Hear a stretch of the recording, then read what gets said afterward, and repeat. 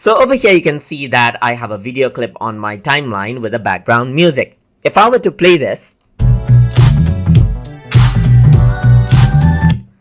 clip right here has a certain background music to it in a certain volume.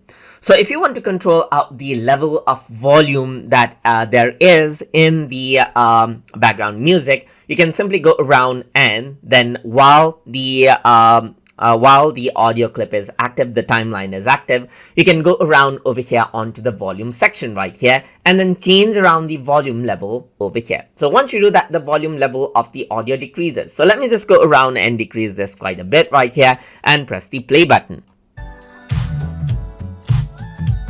And you can see that the audio level goes way down just like that. So that is how you can simply go around and control out the audio volume.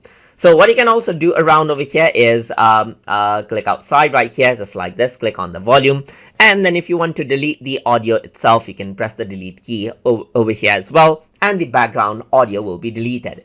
And that is how you can go around and adjust out the audio volume level. And then delete out the audio altogether if you don't want it in your videos inside of VistaCreate. So I hope you guys learned something as always. And as always, please like, comment, share, and subscribe.